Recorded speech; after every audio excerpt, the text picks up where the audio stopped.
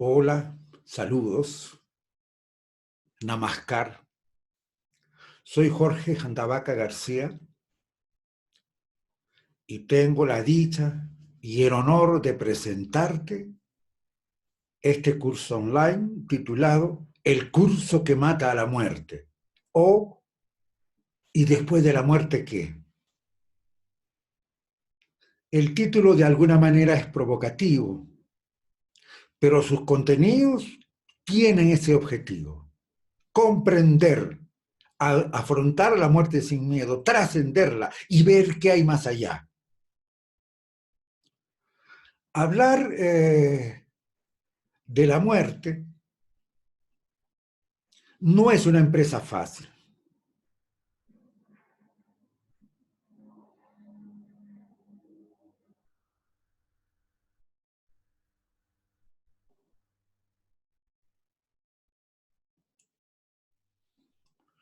Como dice en Hamlet, en el acto tercero, la muerte, aquella región cuyos confines no vuelve a atravesar jamás viajero alguno. No sabemos. ¿De acuerdo? Eso hace posible, o en todo caso, nos motiva, me motiva a tocar este tema. Los objetivos, diría yo,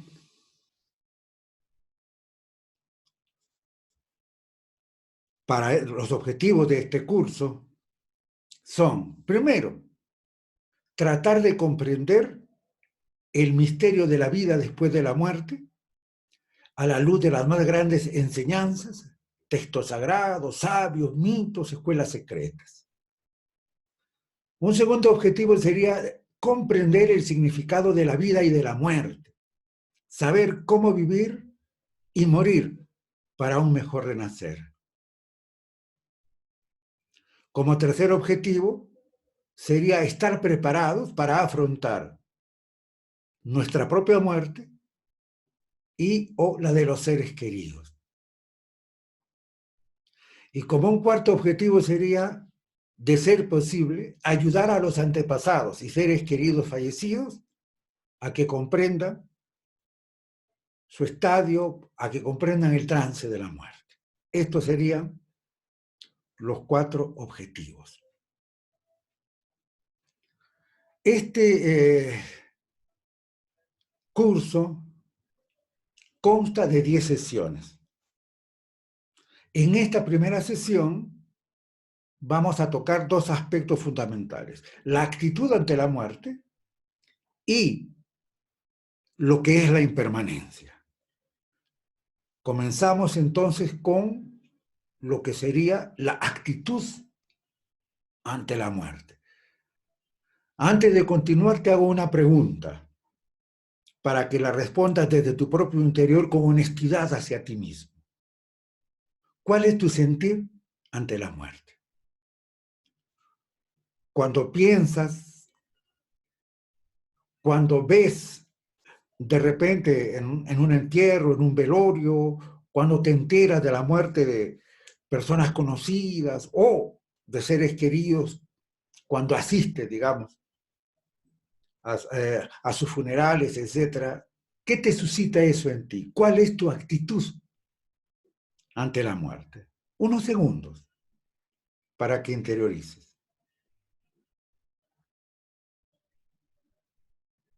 Bien, desde mi perspectiva, yo planteo 4 actitudes posibles ante la muerte. Una es, la común es temerle, rehuirle, no hablar de ella bajo ningún concepto, o hablar en voz baja, tocar madera, cruzar los dedos, rehuirla en general. Una segunda actitud es, de alguna manera, hacerle frente con ideas y con creencias. Aunque no tenga ninguna certeza en mi cabeza, voy a ser como muchos que dicen, somos eternos, no morimos, somos luz, creencias. O que voy a estar en el reino con el Padre, creencias.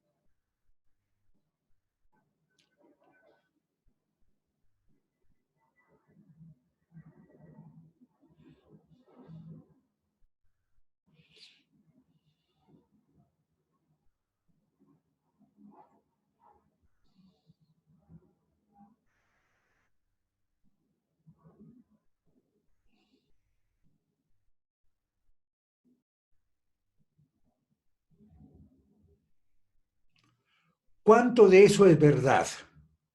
Pero lo cierto es que con esas creencias reconfortantes tengo una mejor posibilidad de afrontar la muerte, de reducir de alguna manera el sufrimiento. Una tercera actitud sería hacer de la muerte una aliada y consejera desde la propia vida, comprender el sentido, en este caso, de las enseñanzas que desarrolla Carlos Castaneda, en este personaje que es Don Juan o Juan Matos, en lo que es esa enseñanza tolteca, donde dice que la muerte está tras de nosotros a un brazo de distancia, al lado izquierdo. Y cuando ella te toca, se acabó todo. Tiempo para nada, ni para hacer el equipaje, dice. Entonces, eso nos lleva a vivir de una manera impecable. Y quien vive de una manera impecable, muere de una manera impecable y renace de una manera impecable, entonces. Esta sería esta tercera actitud, ¿sí? Pero comienza en la vida, es la forma de tomar a la muerte como aliada y consejera, repito.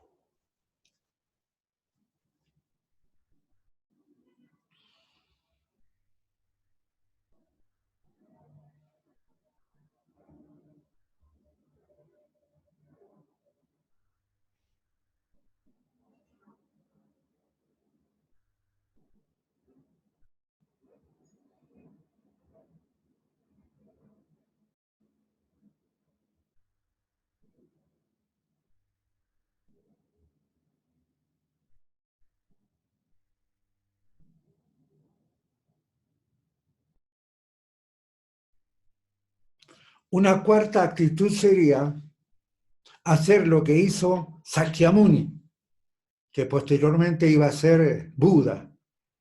Hablo de Gautama Buddha o Gautama Buda. Él era un príncipe, su padre, el rey, trató por todos los medios de que su hijo no sufriera nada, lo llenó y rodeó de lujos y placeres de todo tipo.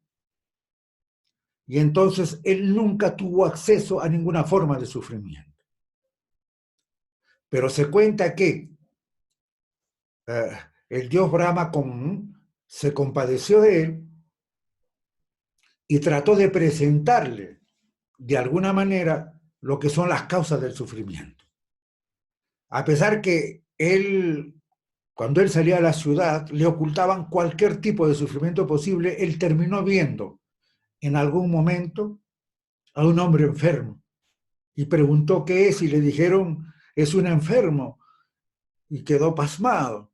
En otra ocasión vio a un viejo decrépito y también sintió una conmoción. Y finalmente en algún momento vio un cadáver que llevaban a enterrar y preguntó qué es, ¿no? Al conductor de la carroza, ¿qué le ha ocurrido? Y él le dijo, ha muerto. Y él preguntó, ¿y todos vamos a morir? Sí. Y entonces dijo, ya estoy muerto. Para mí la vida no tiene ningún sentido si es que voy a morir. Se dice que iba al Festival de la Juventud y abandonó todo en ese instante. Renunció a todo en busca de la iluminación. Dejó el reino, dejó su familia, la esposa, el hijo, dejó todo. Esa es otra actitud posible ante la muerte. Yendo más allá, y hablando de la actitud ante la muerte, tenemos que comprender, tienes que comprender, que la muerte es una realidad que ha de aceptar. y que es inherente a nuestra condición humana, es inherente a esta existencia terrenal, es inherente a todo ser vivo.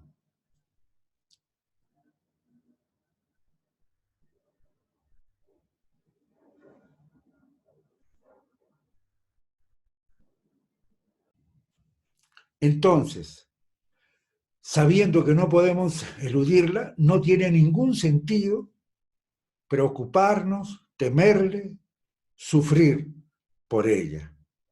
Más bien, hemos de enfocarnos en soluciones, más bien hemos de enfocarnos en estar preparados. Es por eso que se dice un buen vivir para un buen morir. Porque no podemos esperar una buena muerte si nuestra vida ha estado regida plenamente por el ego, por el apego, por la codicia, el odio y la ignorancia. Estas tres últimas, ¿no? La avidez o la codicia, el odio y la ignorancia de nosotros mismos, son las que mantienen en movimiento la rueda del samsara, donde está representada, lo vamos a ver posteriormente, por el gallo, la serpiente y el cerdo, en lo que es la rueda de la vida, la rueda del samsara o babachakra.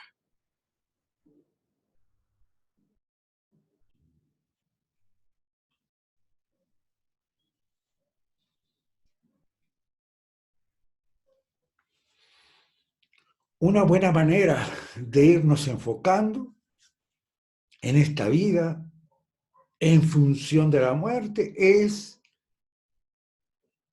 aprender a vivir bien, en el sentido de cultivar la paz interior, en el sentido de llenar nuestros actos de vida con este sentimiento de paz. Esa sería la idea para este buen morir. Aprender a vivir bien, enfocándonos en la idea de una muerte apacible, repito, cultivando la paz interior y en nuestros actos de la vida. Lo que estoy diciendo, el juego de la muerte comienza aquí y se está definiendo ahora y aquí. Eso lo vamos a ver después. Entonces, un buen morir es o considera que en el momento de la muerte hemos de hacer un esfuerzo especial, diría yo, para generar un estado mental, emocional virtuoso. Esto nos permite una actitud, un samskara, y que nos permite activar un karma virtuoso. Y de este modo, como dicen las enseñanzas, dan lugar a un feliz renacimiento.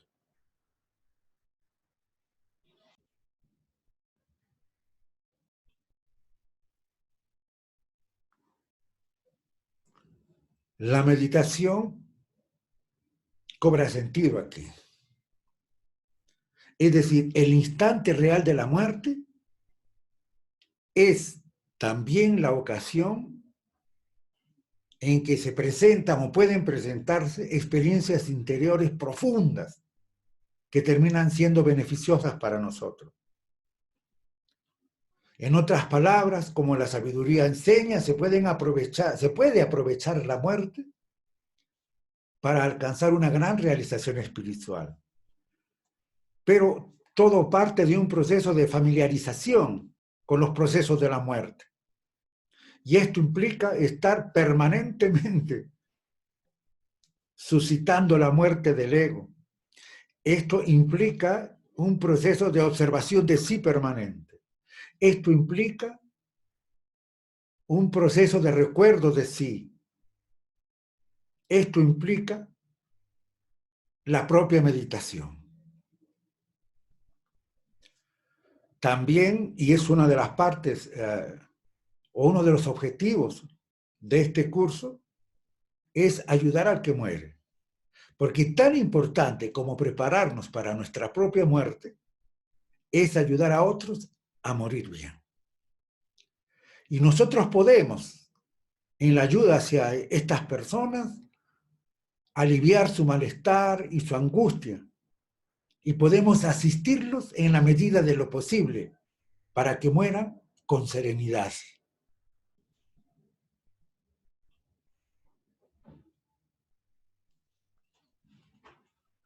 Y aquí voy a hacer hincapié en un error que se suele cometer. ¿Y sabes cuál es? Tomar a la muerte de una manera frívola. Pensar muy a la ligera y decir, bueno, todo el mundo se muere cuando le llega su hora y todos nos vamos a morir, no es nada grave, es algo natural. Supongo, todo va a ir bien. Esto está correcto en la medida en que hayas trabajado algo real. Porque si solo son palabritas, opiniones y creencias, entonces, como teoría va a sonar bien hasta que llegue el momento de la muerte. De alguna manera tenemos que, en general, pasar, ¿no?, del conocimiento al ser, pasar de las palabras a los actos. ¿Mm?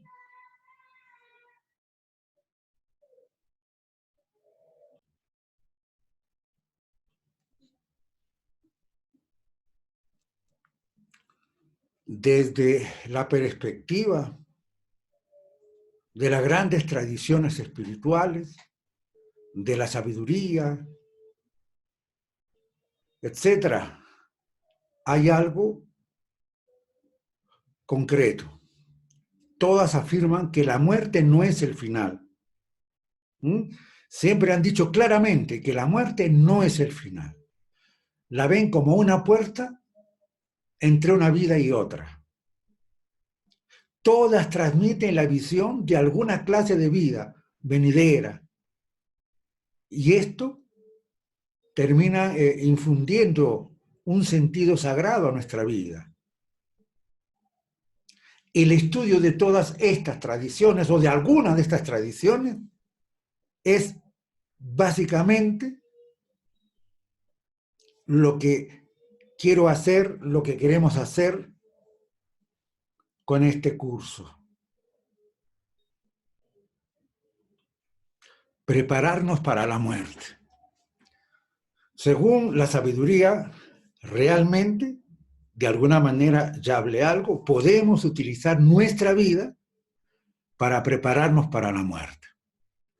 No tenemos que esperar, ¿no?, a que el dolor de la muerte de un ser querido o la conmoción de una enfermedad terminal nos obligue en ese momento a examinar nuestra vida, a preocuparnos por la muerte.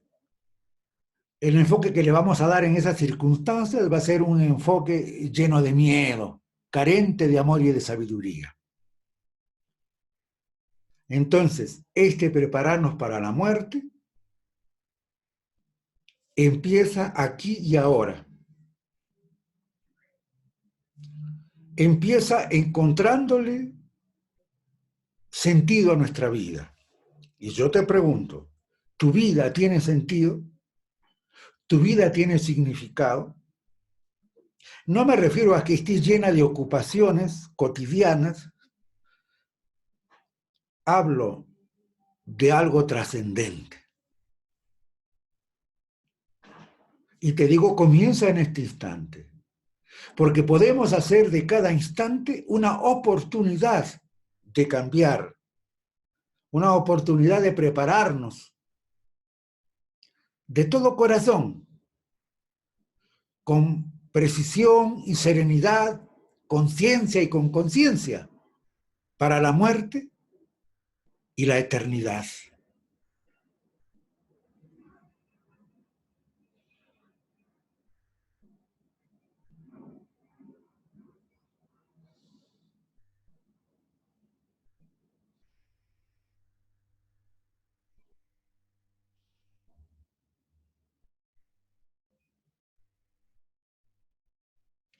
podemos hacer de cada instante una oportunidad de cambio, una oportunidad de preparación, ¿no?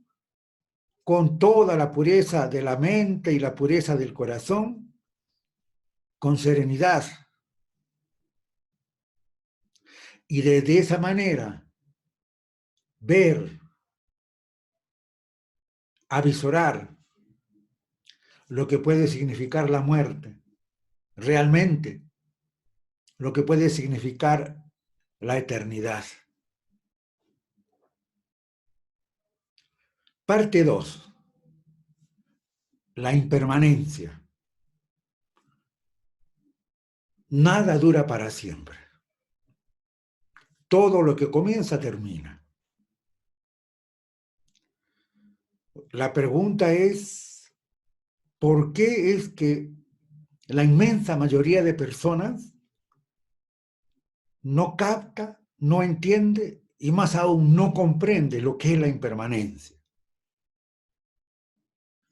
Yo diría que una de estas causas es el apego.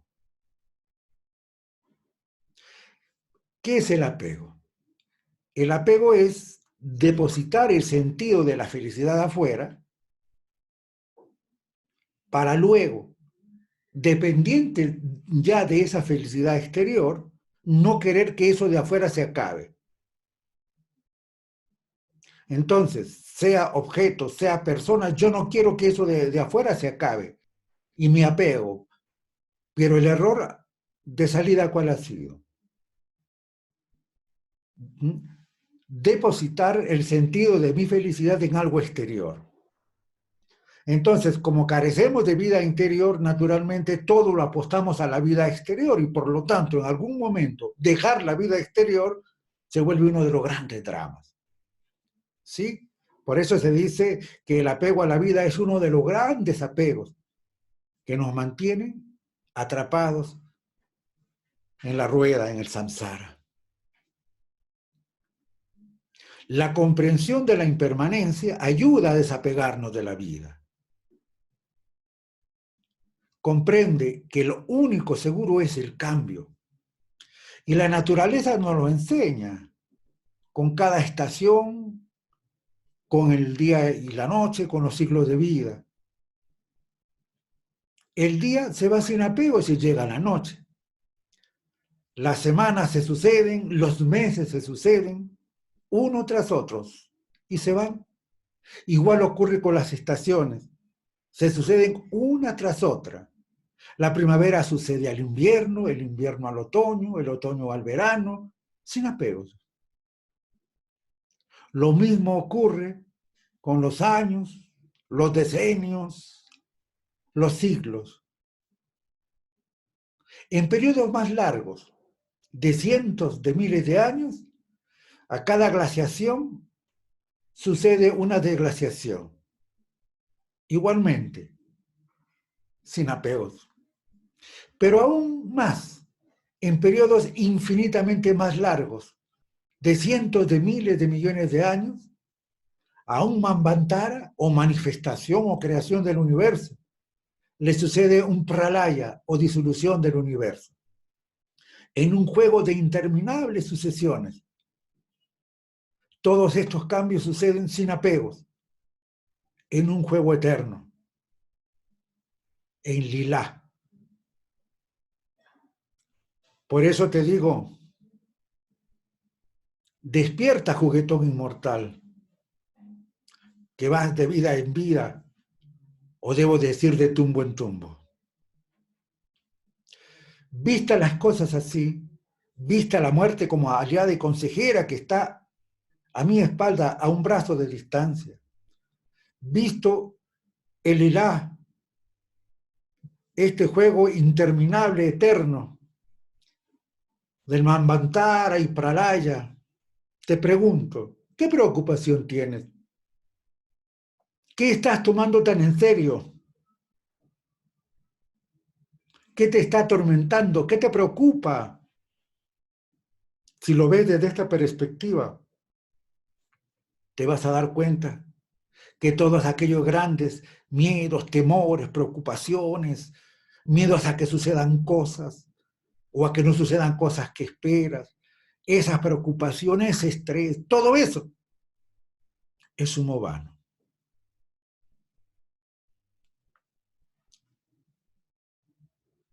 Desde esta perspectiva, vuelvo a preguntar, vamos a hablar algo del miedo a la muerte. ¿Por qué vivimos con tanto miedo a la muerte? ¿Por qué vivimos con ese terror a la muerte?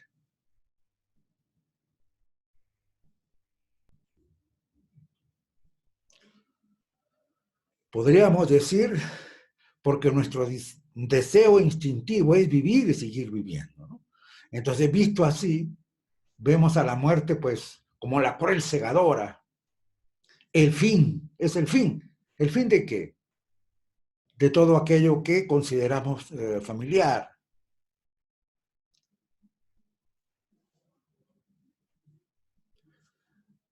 Diría también que otra razón profunda de este miedo a la muerte es la ignorancia de nosotros mismos. Es decir, no saber quiénes somos. El haber vivido toda una vida a espaldas del ser que somos, del yo real o esencial. Es decir, no haber sido nunca nosotros.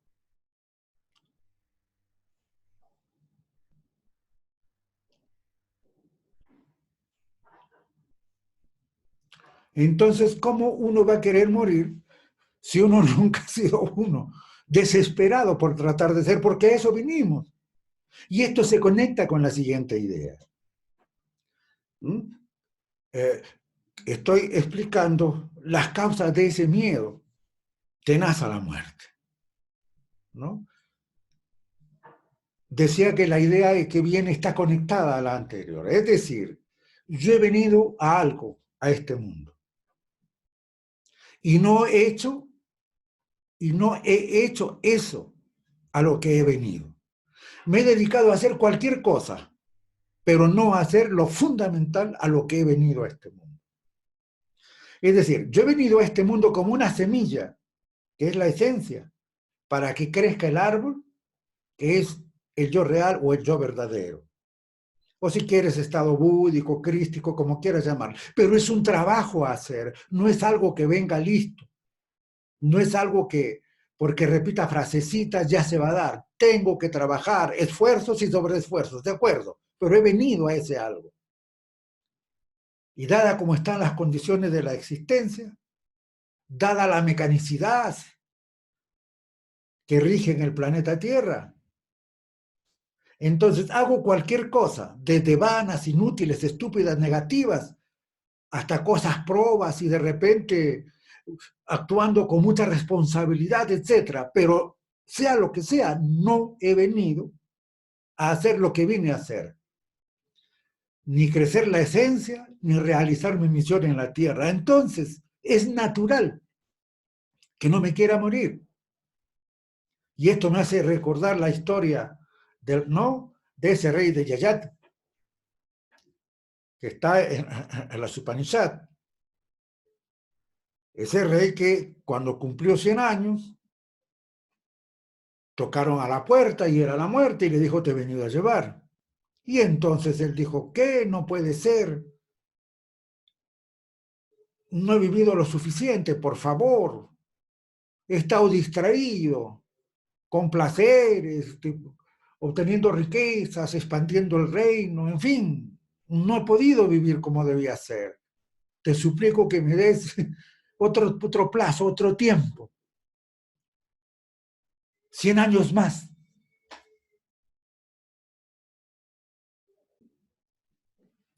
Entonces la muerte le dijo, mira, yo no me puedo ir sin nada. Si tú quieres que yo te deje, entrégame a alguien. Me tengo que llevar a alguien. Y ese alguien puede ser uno de tus hijos. Y que este rey tenía como 100 hijos, porque tenía pues muchas esposas. Entonces el rey reunió a los hijos y le dijo, miren, pasa esto, ¿quién de ustedes quiere ocupar mi lugar? Entonces habló uno de los hijos que tenía 70 años y le dijo, mira padre, tú siquiera has vivido 100 años. Yo recién tengo 70, no he vivido nada, no. Y ninguno quería, hasta que un muchacho de 16, 17 años dijo, bueno, yo, que me lleve a mí. Y la misma muerte, ¿no? El mismo señor de la muerte le dijo, ¿qué estás haciendo? No has vivido prácticamente nada. Y el muchacho dijo, ¿qué? Veo mi hermano de 70 o todos los hermanos mayores, ninguno quiere morir. Mi padre ha vivido 100 años y teme la muerte. Si vamos a vivir para así, si vamos a vivir de esa manera, ¿qué sentido tiene? Da lo mismo morir ahora o 70, 80 o 100 años. No hay sentido en todo esto. Así es que llévame. Y la muerte se lo llevó. Y el rey vivió 100 años más. Y a los 100 años volvió la muerte. Y nuevamente, Yayati, no, no estoy preparado, me he distraído. Mira, por favor, te suplico. No, no estoy preparado para morir. Y entonces la muerte le concedió igual llevarse a otro hijo, otro hijo. Pasaron 1000 años y volvió la muerte. Y le dijo, vámonos. Y él nuevamente, no, es que de verdad no, me distraje, me terminé distrayendo con la vida, por favor, no. Y la muerte le dijo, ya vamos.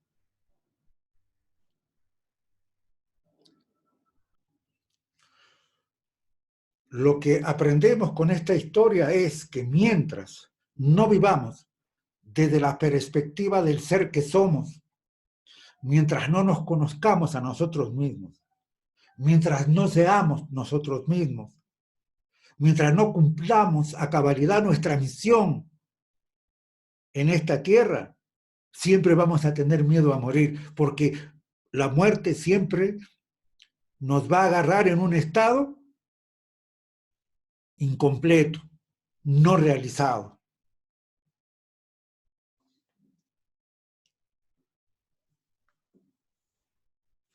Hablemos algo del samsara, hablemos algo de lo que yo llamo humo vano, porque nosotros dilapidamos nuestra vida.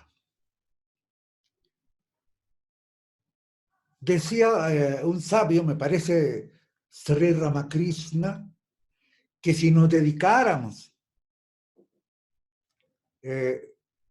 a la tarea de la espiritualidad, yo complemento a conocernos a nosotros mismos, a alguna práctica espiritual, ¿no? Si destináramos, aunque sea la 10ª parte que dedicamos a la vida y sus quimeras, a la vida y el poder, el dinero, el sexo, a la vida y sus complacencias egoicas y sus consentires que devienen vicio, hábito, apego, si dedicáramos un 10% de aquello que le dedicamos a la vida, estaríamos, no sé, o nos iluminaríamos rápidamente. Pero eso no hacemos justamente. No hemos comprendido que este mundo es pasajero, no hemos comprendido la impermanencia. En el Tíbet, por ejemplo, la palabra cuerpo en su idioma, en el tibetano, es lu. Lu quiere decir algo como lo que se deja atrás, como un equipaje. Cada vez que dicen lu, recuerdan que solo son viajeros refugiados temporalmente en esa vida y en ese cuerpo.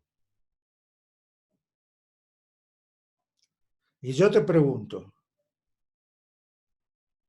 ¿puedes tomar conciencia del lugar donde estás? Date cuenta dónde estás. Mira bien, date cuenta en el lugar donde estás, en ese cuerpo donde estás. es luz.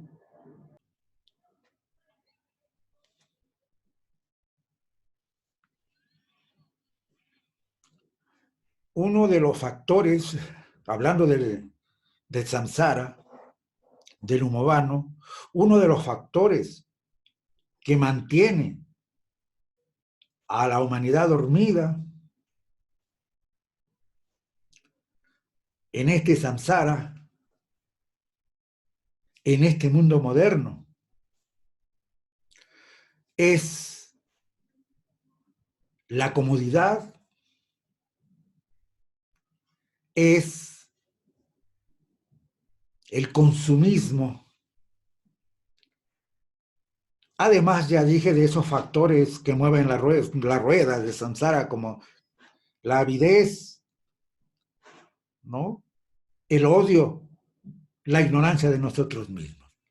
Aparte de todo eso, el samsara moderno nos mantiene atrapados y cautivos en el consumo, moviéndonos, sacrificando la libertad y el ser por la comodidad y los placeres superfluos.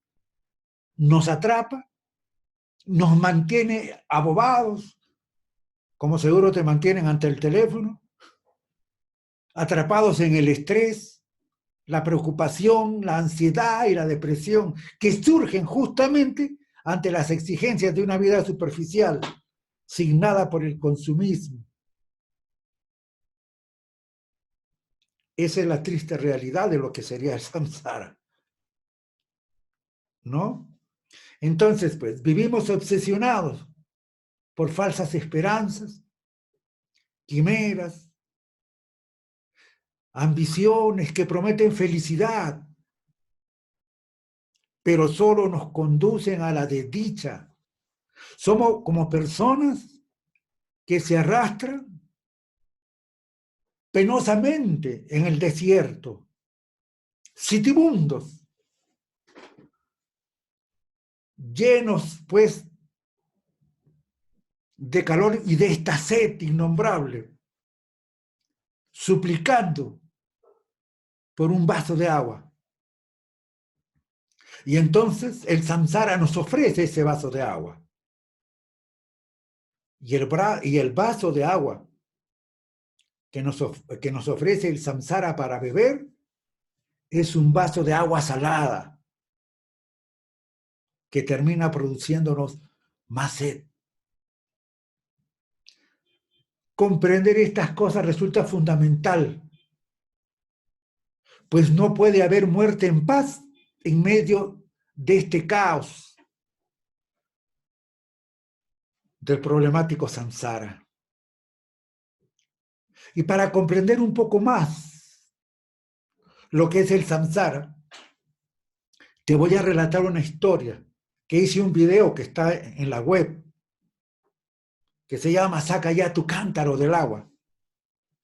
Es un relato que desarrollé a partir de una anécdota que escuché al amado Papaji. Cuenta esta historia que un maestro y su discípulo iban por los caminos de la vida. El maestro tuvo sed y llegaron a un lugar cercano a un río muy próximo. Y entonces el discípulo, el muchacho, se metió al río para llenar el cántaro con agua. Y en la medida que estaba llenando el cántaro con el agua, una comitiva venía del frente, de la orilla del frente, atravesando el río. No era muy profundo. Y entonces, entre la comitiva, él miró y vio a una mujer muy hermosa, extremadamente hermosa. Y como se dice, él se quedó flechado.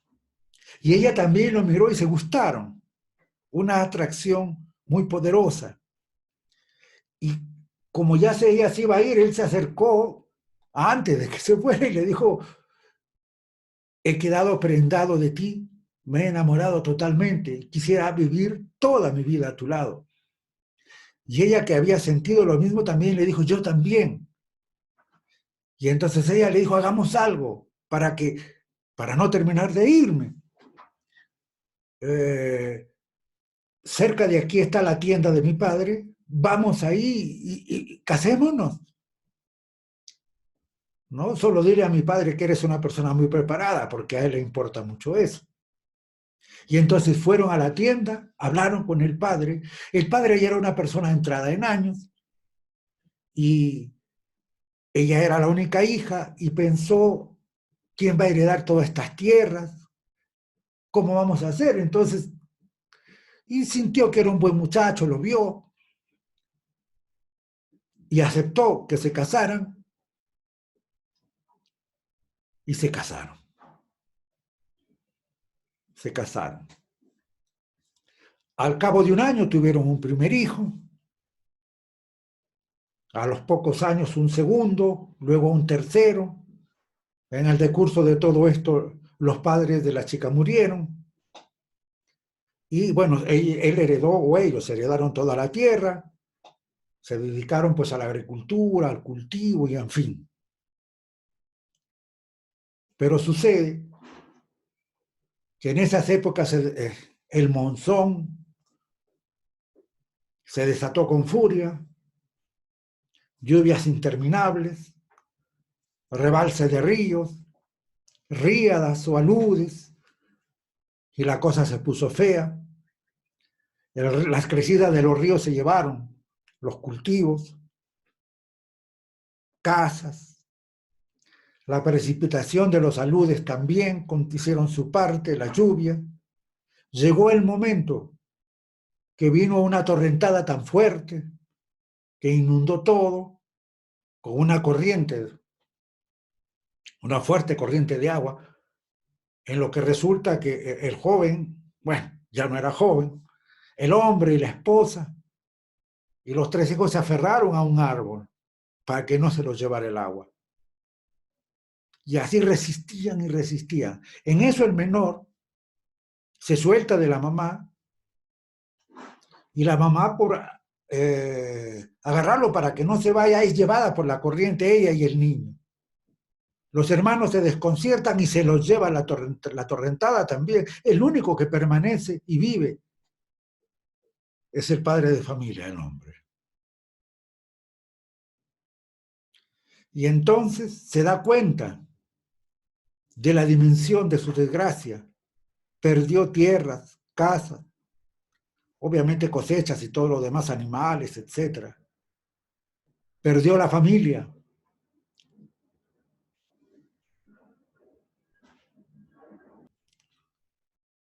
La esposa, los hijos, lo perdió todo. Pasada ya la torrentada, se sentó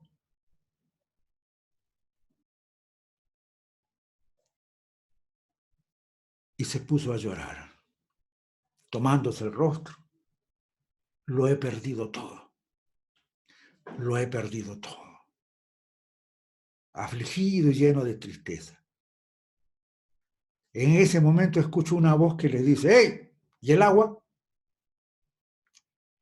Tú fuiste a traer agua. Ya saca el cántaro del agua y tráemelo. Y entonces él reacciona y despierta y dice, se acerca donde el maestro y dice, ¿y todo esto que he vivido? ¿Ha sido real? ¿Ha sido un sueño? Eso es el samsara. Esa es la idea del samsara.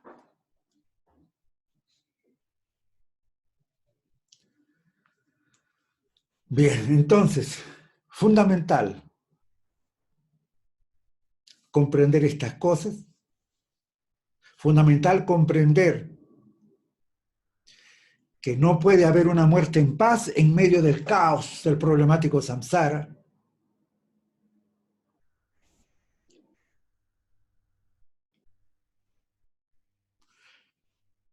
Comprender que un morir sin paz y sin significado, sin comprensión, detiene de la existencia. sin significado porque Dios es significado, sin paz, sin significado, sin comprensión, no favorece un mejor regreso a esta próxima vuelta. ¿Qué hacer? Y yo te digo, como vivimos ahora, eso cuenta. Lo que hayas hecho con tus vidas es lo que eres cuando mueres. Y cuenta todo, absolutamente todo. Repito, lo que hayas hecho con tu vida es lo que eres cuando mueres.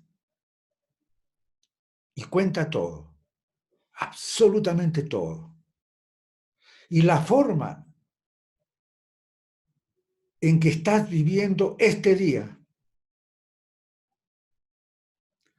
y la forma en que estás viviendo este instante dentro de este día es el reflejo de tu vida. La forma en que vives este instante es el reflejo de tu día. Y la forma en que vives un día es el reflejo de tus días, de tu vida. Entonces, la suprema importancia del instante, la suprema importancia de estar presente,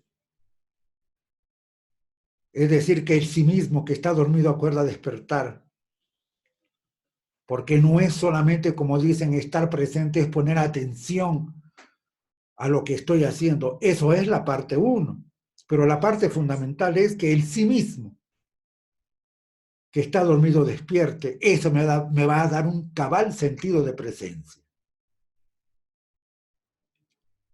Entonces, comprender la impermanencia. Y repito, una de las principales razones por la que tanto nos cuesta y tanta angustia nos produce afrontar la muerte es este. Ignoramos la verdad de la impermanencia. Ya dije, la otra es el apego, la avidez de vida intelectual que remarca un ego, el no vivir siendo nosotros mismos, vivir de espaldas al yo real y vivir en los yoes, en el ego, el no haber cumplido a cabalidad nuestra misión en la tierra. Venimos en busca del diamante y hacemos cualquier cosa menos buscar y encontrar el diamante. Ese video está en YouTube. Nadie regresa del país de los diamantes, lo puede buscar. El amado Gautama Buda dijo, esta existencia nuestra es tan pasajera como las nubes de otoño. Observar el nacimiento y la muerte de los seres es como contemplar los movimientos en un baile. La vida entera es como un relámpago en el cielo y se precipita a su fin como un torrente por una empinada montaña. La impermanencia es una característica de Maya, de la ilusión del samsara. La historia que te acabo de referir de este joven es eso. Es exactamente eso. ¿No? Él está llorando, lamentándose y luego pregunta, ¿y esto que he vivido es cierto? Y yo te pregunto, ¿acaso no te parece un sueño todo lo que has vivido en el pasado hasta ahora? ¿Qué fue de los amigos con los que creciste, tus compañeros del colegio, los lugares favoritos de tu infancia? ¿Qué fue de todas las ideas que defendías vehementemente en tu adolescencia y en tu juventud? ¿Qué fue de los encuentros familiares con los abuelos que ya no están? ¿Qué fue de todo eso? Todo eso ha quedado atrás, como un sueño. ¿Dónde está? Es irreal, ¿no? Irreal desde la perspectiva que lo único real es el ser, ¿no? Obviamente tiene su toque de realidad en su momento, pero luego desaparece. Y lo único real es el ser eterno. Inclusive, por ejemplo, ahora, en este instante, al escuchar estas palabras, ¿cómo las sientes? Real, ¿no es cierto? Sí, la sientes real. Pero de acá a unos minutos, esto pasará y quedará como un simple recuerdo. Porque todo pasa, porque todo pasa. Eso es impermanencia. Entonces, despertarnos a la verdad de que nada es permanente y que la muerte es una realidad inevitable de la vida es fundamental. Cuando se acercaba a la muerte, el venerable dijo, de todas las huellas de pisada, la del elefante es la mayor, es la suprema. Y de todas las meditaciones sobre la presencia, la de la muerte es la suprema. Comprende el sentido de la impermanencia. Hay una historia, para terminar ya, para ir terminando, relativo a lo que es la impermanencia, ¿no? Un hombre va a visitar a un sabio, ¿no? Un hombre va a visitar a un sabio. A ver, anulo la historia.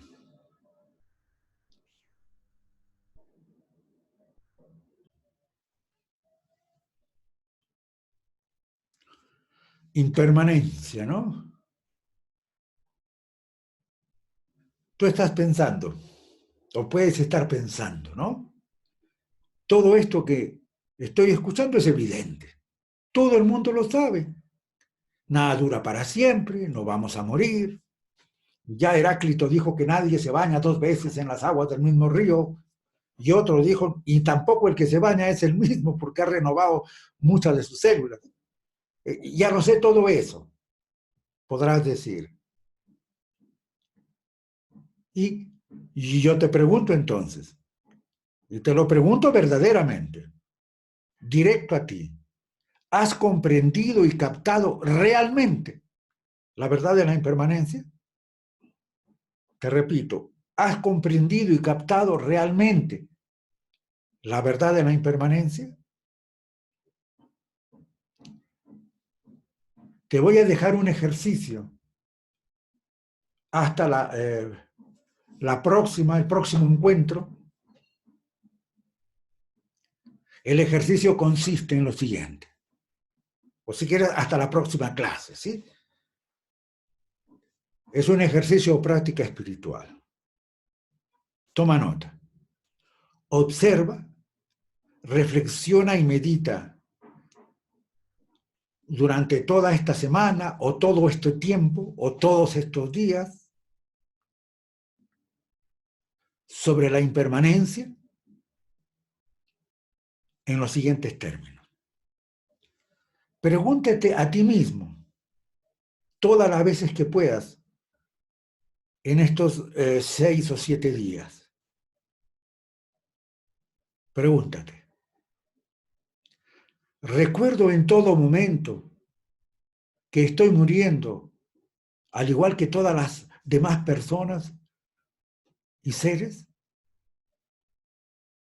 de modo que trato a todos los seres en todo momento con compasión.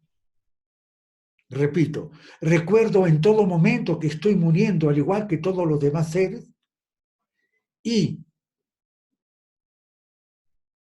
o de modo que trato a todos los demás seres en todo momento con compasión. Esa es la primera pregunta. La segunda, mi comprensión de la muerte y de la impermanencia es tan clara que dedico hasta el último segundo de mi vida a la búsqueda de la iluminación, como hizo el Buda cuando descubrió lo que era la muerte, dejó todo, riquezas, palacios, placeres, esposa, hijos, reino, todo. Y yo te pregunto, si esto está tan claro para ti, si dices que ya lo sabes, te repito la pregunta, ¿es tan clara tu comprensión acerca de la muerte y de la impermanencia que dedicas hasta el último segundo de tu vida en búsqueda de tu iluminación? Y de repente me puedas decir, sí, pues, pero yo no puedo dejar la vida, porque pues no me voy a ir a dónde, como un sannyasin, no a una cueva, a los Himalayas, no. Existe un camino diseñado en la vida de todos los días, donde todos los ingredientes o insumos para tu despertar están comprendidos en la vida, donde la segunda fuerza que tienes que remontar para poder crear el nuevo ser en ti está en la propia vida, obligaciones, hábitos, temperamento, carácter. La inercia de tu vida habitual en general, hábitos mentales, emocionales, está en ti, en las preocupaciones. Sí, dentro de todo eso, estás pensando en función de la iluminación del despertar. ¿Estás orientando tu vida de esa manera? Es la pregunta. Y yo invito a las personas que quieran a Escuela Vida, que es un ámbito donde trabajamos en serio sobre el ser. En serio significa profundidad, mucho más allá de las palabras, mucho más allá de las frases simples, yo diría ingenuas, mucho más allá de las simples creencias. Trabajar sobre el ser.